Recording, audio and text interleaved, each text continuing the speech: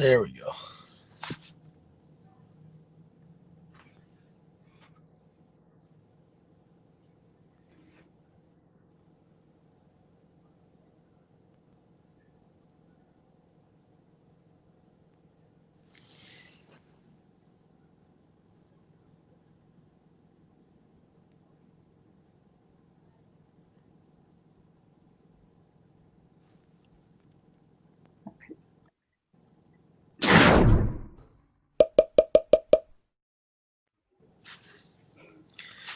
Hi, everybody. Welcome back to the Holler, 2 p.m. Tuesdays and Thursdays.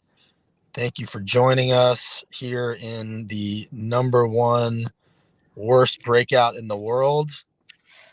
If Tennessee was a country, it would be the worst in the world. Gloria Johnson, how do you feel about that? Let's just go right into it. Okay, let's jump right in. I'm quite frankly, I'm angry. My mom called me last night just to kind of check in and stuff. And I found myself being incredibly short with her.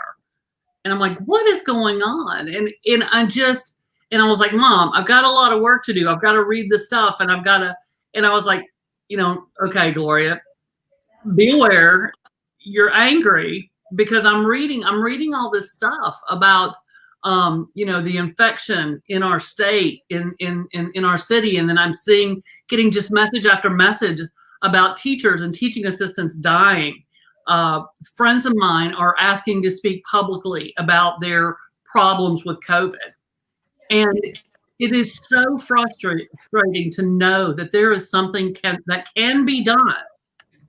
And I've been watching all these videos of doctors begging Governor Lee to do something. Yeah. Nothing is being done. And it is so disheartening and so anger inducing, and for me, I don't typically get really angry, but what I do is take action. And so I'm spending all this time trying to figure out, how do I act? How do I let more people know? How do I get more people to get involved? Because we are in a terrible state right now. And if folks don't realize it, it's only going to get worse. Absolutely. Well, we've seen schools closing all over the state. Governor Lee is absolutely hearing from doctors and nurses throughout the state that at the very least a mask mandate. I mean, we've been talking about this now for a year.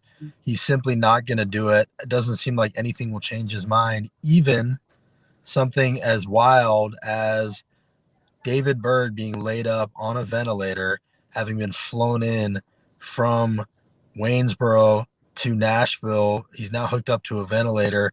We've heard from a lot of people, I know it's hard for people to find sympathy in their hearts for a guy who apologized to one of 3 women who say he sexually abused them in high school. But I guess my question, Gloria, would be, do you think one of their own being laid up on a ventilator will change anybody's mind in that legislature, or not even that? As much as I hate to say it, I feel like not even that, because when I was there for Gov Ops last week, he was in the hospital. He had been airlifted to the hospital, and still almost none of them wore a mask in committee for 2 days, for hour after hour after hour. And, I don't wish this illness and this death on anyone. Yeah. Right. But to me, to think, you think, well, it'll happen in their family, it'll mean something. If it happens in their caucus, it'll mean something. It's not. I mean, they still weren't wearing a mask. It's so crazy how much they've dug their political heels into this. It's like if they give any ground on it, they'll have to admit they were wrong. And it's just kind of what they've tied their political fortunes to, it seems. And it's really scary. I wonder what they each one of them individually, I wonder what they personally think, off the record. I'm sure some of them actually, have bought into their own bullshit, but I'm sure there are some of them that haven't. Well, the reality is there's nothing less political than this pandemic. Right. I mean, we are talking about science and data-based things that help people stay alive. Republicans and Democrats and independents all alike. And the fact that folks aren't wearing a mask and they're tying it to their party or their choice for president is so scary to me. They will go to their death before they will admit they might have been wrong on the science. Maybe they should have listened to the data and the research. And these are folks who, when they are very sick, go to the doctor and they listen to their doctor. But all of a sudden, for partisan political purposes, they're not listening. Yeah. And you know, as we pointed out on the feed, he signed on to a resolution that essentially called out the media for over dramatizing the COVID and you know, talking about it too much. And now here he is. You got to be thinking that guy is thinking a little bit about karma these days. And then, as Cassie just flashed, we saw a report from Phil Williams this week that basically said that yet again, Governor Lee has been exposed for handing out a no-bid contract, this time to a company in Utah, which is run by one of the co-chairs of Trump's inaugural committee that had no healthcare experience, and gave them a $26 million contract to do testing that he eventually had to pay $6 million just to get out of. And still today, nobody on the Republican side of things has even mentioned it. Can we expect hearings? Will there be any ramifications for this? Well, you know, I hope so. We are under a state of emergency, and so contracts might be done in a more hurried process, all of that. But there's no reason not to take bids, and there's certainly no reason not to Google the company you're spending $26 million with, because there was every sort of indicator out there that this was not a legit company with this product. And so, you know, what we have seen from Governor Lee is not only a lack of action when it comes to the metrics and the research and data and keeping people healthy, but this piling up of no bid contracts. We have the sock masks that were, you know, a huge problem unto their own, and that was $8 million. And when we were going to vote, they kept advertising, "Oh, we have free masks for people who haven't voted." They were trying to give those people those sock masks, and they didn't want them. I mean, you know, I made a statement earlier today on social media. Governor Lee, what he has got for his time so far in office, he's building a stack of no bid contracts and unconstitutional bills that very soon are going to be taller than the Capitol. Mm-hmm. That is his legacy right now. Yeah. It's ridiculous. We need leadership. He's failed with unemployment. He has failed with TANF, getting things to families that need them, small businesses that need it. But he's certainly catering to those big corporations that, out of Williamson County, or that fund his campaign. Right. Look at folks like Dave Ramsey and some of these people. And the special session that we had to make sure that we were giving slack to people like Dave Ramsey, who put their employees at risk, instead of protecting those Tennessee families who are the employees. Yeah, I mean, all of that, like these no bid contracts, all this wasted money. Sorry. Oh, yeah, I was just going to say that all of this wasted money on these no bid contracts, I think, really points to the holes in their logic when it comes to, it's one of the many things that pokes holes in their logic when it comes to fiscal responsibility. You know, they'll waste all this money on these no bid contracts, and just wasting taxpayer dollars on these things that don't even end up helping anybody at the drop of a hat, but yet they won't, spend their rainy day fund, which we spend a lot of time talking about here, when it's been pouring all year, quite frankly. Absolutely. Right. It's the same thing with they're now saying they're going to put some of these vaccinations in reserve. They've got the $732 TANF reserve funds. It doesn't seem like they understand the emergency that we're in, and instead they're indemnifying bosses and talking about that it's not, the emergency shouldn't have lasted this long, without actually acknowledging that, a lot of the things that they want to now do, Democrats proposed months and months ago. So it's been a failure of leadership on every level. And as a result, we have 9 of the top 20 worst breakouts in the country. And if we were a country ourselves, we'd be worse than the world. It's horrific. And as a result, but the thing that they were focused on the most was pushing kids back into schools. We now just saw Representative Mark Green pushing to keep kids in school, even though he doesn't have any kids himself. And we've now seen multiple educators die in Tennessee, especially in Rutherford County, which was there's David Picklesheimer and Susan Keener, both Rutherford County educators who have now passed away. And Rutherford County just finally made the decision this week to go all virtual. And, shout out to the Murfreesboro Holler. They were really, I think, helping to keep the pressure on them to help them do that. What do you think about what's going on with the educators? And, if Governor Lee has said that this is us storming the beaches to send our people back to school, should he be handing out folded flags to the families of people who died? That whole storming the beaches analogy makes me sicker now than it did before, especially when he's been invited for weeks on end to go to visit a hospital and he hasn't done it. Those people those people head into that hospital every day for 18-hour shifts, and he won't even go in and see what they're up against. Even a county commissioner here in Knox County went into a hospital to see what they were up against. How dare he throw everybody out there on the front lines and not even one day walk in to see what is happening and to see what they're going through, to know what these teachers are going through every day. I listen to them every day, and it's heartbreaking, the stress that they are under, the things that they are trying to do as we're going in and out of classrooms and online and back. And some of them are doing both, and principals that are covering classroom because there aren't enough subs.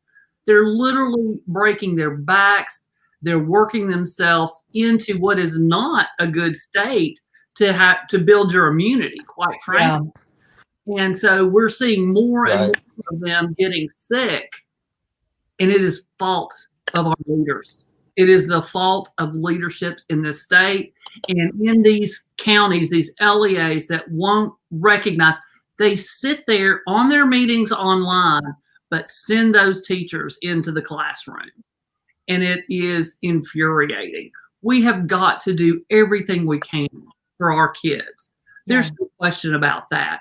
But again, I have to go back to March and to June, when my caucus, myself, and other members had money designated in the budget to go to those schools and those classrooms, and the Republicans voted every single one down. Now they're talking about wanting a special session to fund that, after we have gone through an entire semester and then the mess that we are in with cases and with teachers dying. This should have been done in March or at the latest June. But and that seems to be how it goes. Like, they don't have any foresight, and it's only when it hits home. It's only when it comes to rural Tennessee, or when it affects their family or a teacher in their schools. Every issue that we face in this country comes back to empathy, and it doesn't seem like the Republican Party as a party has any empathy for any of these situations, whether it be COVID or social justice, racial justice, police brutality, better wages for workers. There just doesn't seem to be any empathy from the Republican Party. There's absolutely not. We have our community members dying, and they are doing nothing. I haven't seen, and maybe it's happened, but I haven't seen any Republican leadership pushing the governor to do something. And they're losing their friends as well. And, I absolutely do not believe that David Byrd needs to be in our legislature. But I hate, like everything, that he is in that hospital trying to get that breath. And I hate, like everything, that he bought in to their no masking, that idea that somehow this made you tough. What they're doing is hurting every Tennessean. And we should Yeah. be pulling together as a community, fighting the common enemy, this virus, Mhm. fighting each other. This is the volunteer state. We volunteer to help others. Volunteer, put on a mask. It is the absolute least you can do. Yeah. The mask mandate, or we're not going to have consumer confidence. My folks that I don't know, and even my Republican friends, aren't going out and going shopping. They're buying stuff at big box stores online, and it's hurting our small businesses. Every decision these Republicans are making are hurting Tennessee's economy and killing Tennesseans. Yeah. It's crazy because, like, I can't remember which representative this was, but the guy that was in a committee meeting the other day, who was talking about how, as you said, Justin, that it's still an emergency. It's like, well, why is it still an emergency? It's because it wouldn't still be one if we had both federally, of course, but then, statewide actually handled this crisis appropriately. Then we could maybe have a better handle on it. And maybe it wouldn't be the emergency that it is. It would still be very serious, but we definitely could have done so much more, as we've pointed out many times. And it's really unfortunate that we're in this situation because Governor Lee has so much blood on his hands, and GOP leadership has a lot of blood on their hands. Gloria, what do you think is going to happen with the vaccines? Do you think people in Tennessee are ready to take them, or do you think because Governor Lee has already said he's not going to be advocating for them, we're going to end up in a similar situation? This is a really tough one. I think it remains to be seen. I hear a lot of the medical professionals saying, yeah, stick me now. I can't wait to get it. I talked to friends of mine who actually work at UT Hospital, who are physicians, who aren't on the list to get it this round. And that's concerning, especially when you hear about these extra vaccines. I don't even know what's up with that. But we were briefed a week and a half ago on the vaccine here in Knoxville with the Knoxville delegation and the mayors and all of that. And they didn't mention any 975 doses going to Nashville for the governor. That was not mentioned. They talked about all of the doses that are going out Thursday are going to hospitals. And they're going to be used within those hospital networks for hospital staff. And it's still not enough for all the hospital staff. Right. I don't understand what the situation is with this backup, that he's putting in reserve. Right. So right. We were told in that briefing that the container that the vaccine comes in, you have to add dry ice to it periodically, but the container is good for 14 to 15 days when you continue to add dry ice. And then they said it would last perhaps another 5 days in a deep freeze freezer. So we've got a limited time, it sounds like. Mm-hmm. Why did we not start getting that in the arms of hospital folks in Nashville, if that's where it came? Why aren't we doing it today? Why didn't we do it yesterday? It doesn't make sense to me. Maybe there's something I haven't heard about this. We do have a briefing tomorrow afternoon. We'll see. But right now, there's no explanation I've heard that makes sense. Yeah. I hope he gets good questions. I don't know when his next briefing is, when Governor Lee's next briefing is, but I hope that he gets good questions on that from reporters, because that's something that I think that we all deserve to have more information on. I think he's got one this week, I think on Thursday, specifically about the vaccine, but I hope he gets asked about the vaccine. I hope he gets asked about the no big contract. I hope he gets reserves asked and what teachers dying. He has never been asked about these teachers dying. He's never had to utter the words Susan Keener. He should be asked about these people. He should be forced to say their names. There are real people behind these numbers. We just had 8,000 cases yet again today. And I just think people need to humanize the damage and destruction that's going on. So, I appreciate that you're speaking out. Gloria, what should people be doing right now to push? And do you have any announcements you want to make today? Well, I'd like to announce that I would like everybody to call the governor and tell him to get those vaccines and all. And I really want to have people call your representative, call your senator, and call the governor's office and let them know that we have got to get serious about this virus because it's reaching too many people. I'll tell you what I did. We had a press conference this morning in Knoxville with folks and legislators to talk about, what is happening and what we need to do.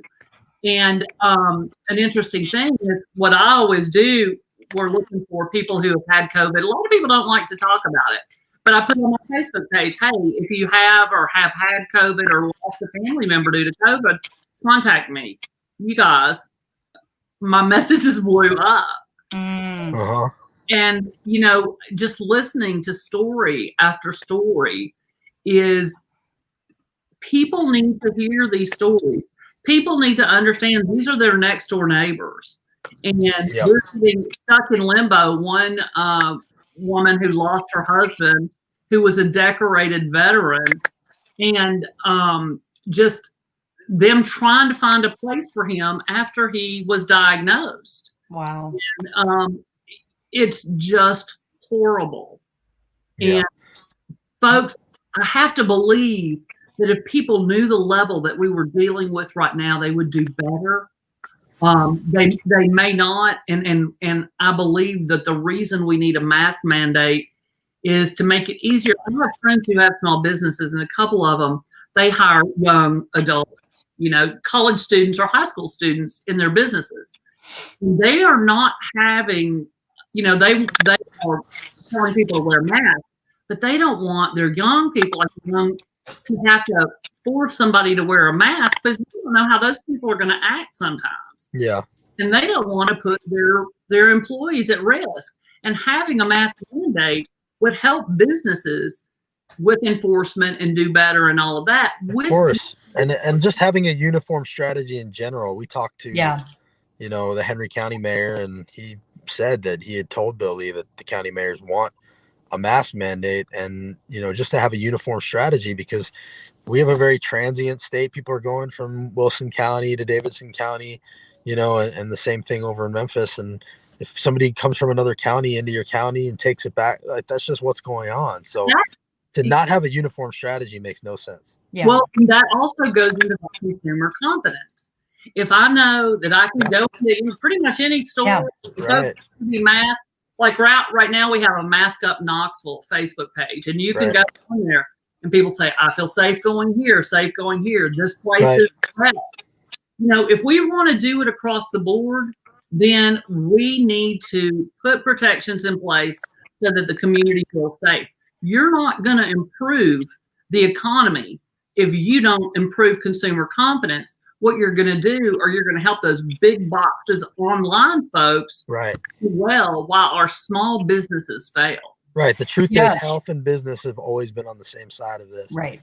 And they've tried to frame it in opposition, but it's just not the case. So definitely. Yeah. Oh, sorry. I was just going to agree with that. I mean, it's crazy how that argument has been disconnected. And that's something, I mean, you just articulated that argument very well, Representative Johnson. And that's something that I think that we need more Democrats really hammering home, and that, in the future, hopefully, because this is just such a large moral failing on the part of, the GOP leadership here in the state, and then other leadership. Yeah, exactly. Yeah. I mean, across the country. And so, I mean, it's something that we really need to I think that, really highlight in the future because it is such a moral failing. And just the fact that those two things are inextricably connected. I mean, we're, as we've said before, we're a large tourist state. Our economy has been hit really hard. And that's, because and some of that is because we don't have that consumer confidence. I know I, for one, would be a lot more willing to go into certain stores if I had the confidence that there would be masks, enforced mask wearing among everybody there. But as it stands, I hardly go anywhere because I don't have that confidence. Speaking of moral failings, just to wrap up on something that we just learned, the electors voted Biden as president-elect, but still, even despite Putin, McConnell, and Newsmax conceding that Biden is president-elect, we have yet to see any Republicans who aren't retiring acknowledge it. Have you seen any of them acknowledge that Biden is president-elect? And do you anticipate that they'll do that even when he gets sworn in? Well, as I haven't seen one, and even more specifically, something I saw that was pretty horrifying to me was, initially Governor Lee said he would acknowledge after the Electoral College voted and after the Supreme Court weighed in. Supreme Court weighed in and Electoral College has happened. And then after that, he said, no, there really might be something else. That is unbelievable to me. I think he's really scared of a primary challenge from the right. He's getting one no matter what he does. I know. He may as well do the right thing. He is terrified to do anything.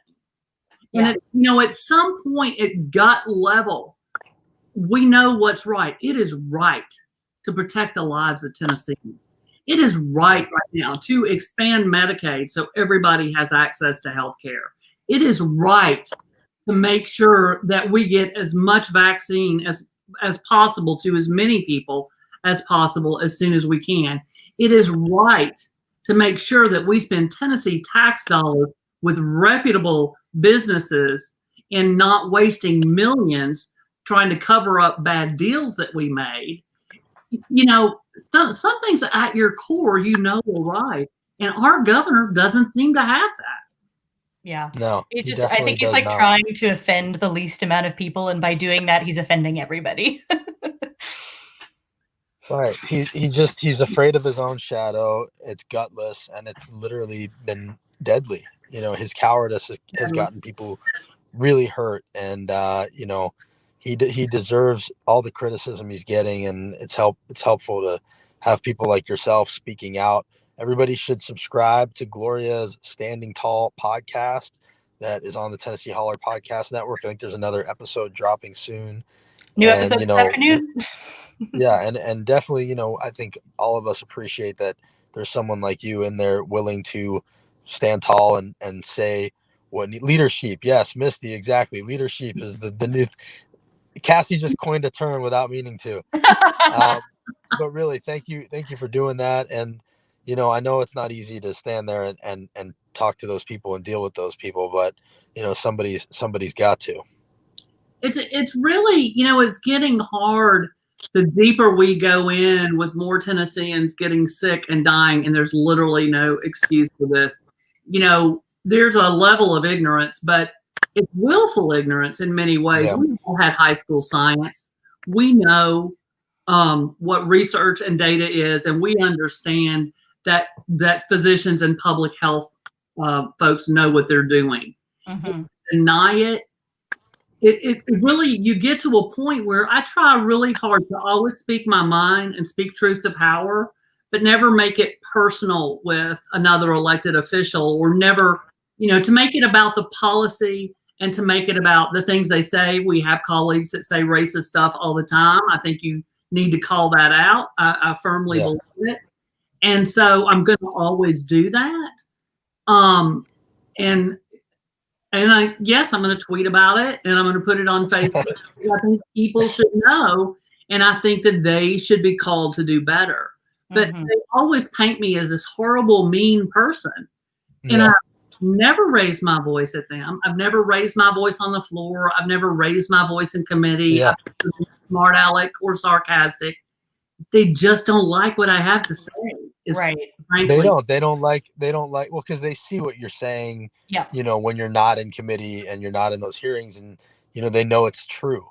And there's nothing these guys hate more than like a strong woman telling them the truth, and so that's why it's really important that you keep doing that. And, I think this session is going to be really, probably especially contentious. Even though it always is, but I think this session probably will be especially contentious because they've just lost. Their back will be against the wall.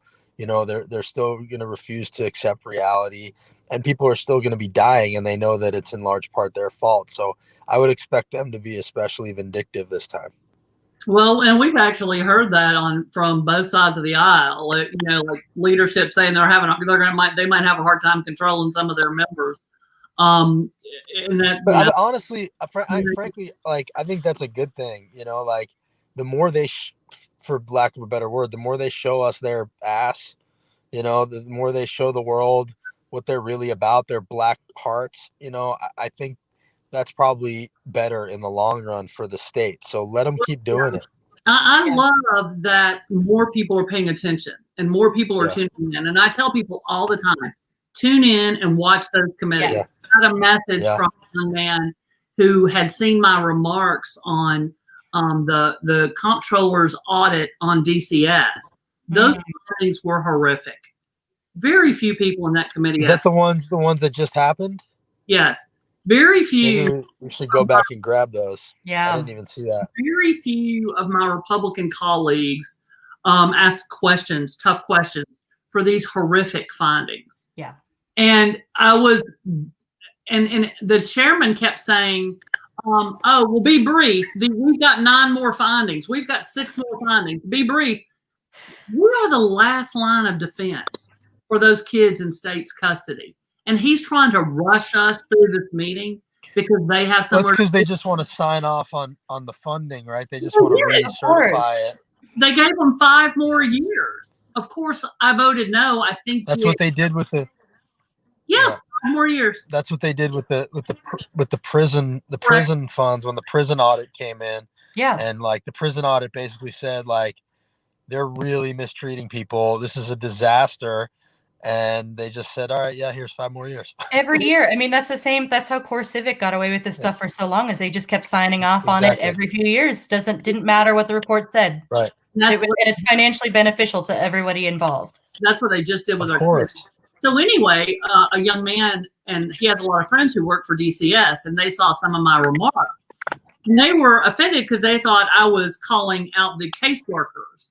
But I said, look, you guys have to watch when it's your career and they're talking about your job, you need to watch those committees because I advocated over and over. And I tried to pin that commissioner down to make her say we need more staff, and she would not do it. But I told her everything everything that these findings are saying is that you don't have enough staff to cover your caseload. And I said that over and over. It didn't translate to the press. So they were concerned about what I said. And I said, look, I don't have time to go find it, but you can go back there and see where I pushed and pushed on having enough staff. I understand it's not their fault. It is not the caseworker's fault.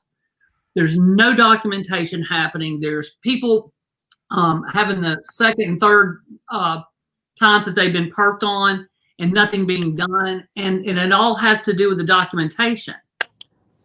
Documentation is a huge part of that caseworker's job.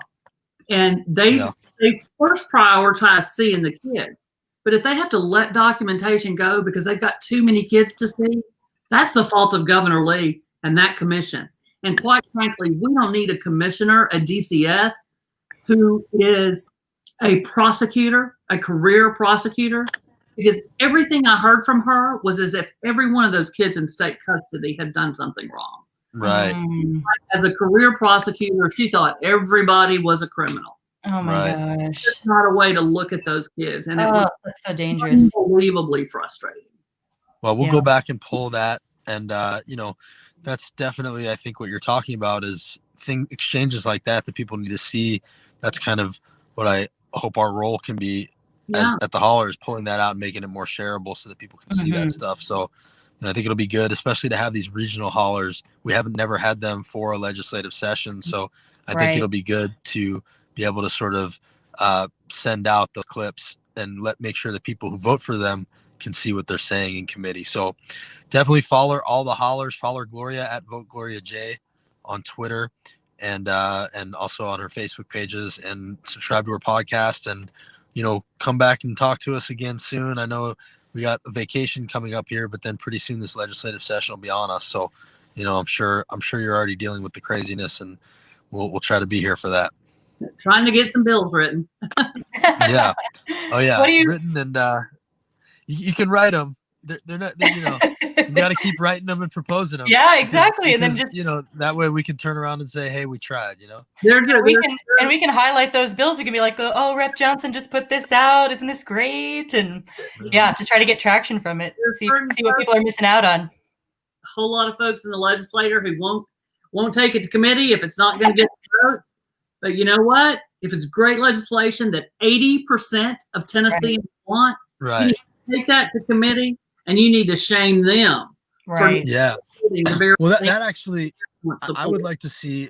I'd like to see a bill that pushes to put ballot initiatives, statewide Yes. ballot initiatives back, or to have them. Like, what's the argument against having ballot initiatives? They love them in Nashville, so you know, because they can make trouble in Nashville. Why can't we have them statewide? Statewide ballot initiatives is how marijuana gets decriminalized. It's how Medicaid expansion passes in red states. Why are we so afraid of democracy here in Tennessee that we can't have statewide ballot initiatives? So I'd love to see somebody propose that bill and let them vote that down. Yes, it's too democratic. It's hard to fight a bill that allows people to vote, you know? So, and that's what those ballot initiatives do. And we have got to, more than 80% support medical marijuana. More than 80% or right close to it support paid family leave. Huge, you know, close to 70 with Medicaid expansion. All of these things that the majority on both sides of the aisle want. And these guys are catering to special interests, not their constituents. Yeah, we'll keep fighting for it, Gloria. Thanks for coming. Thanks for being here. And we'll be back Thursday, 2 p.m. here on the Holler Hour. Thank you all for joining us. Follow all the hollers, and we'll see you next week. Or see you on Thursday. Thanks, y'all. Bye.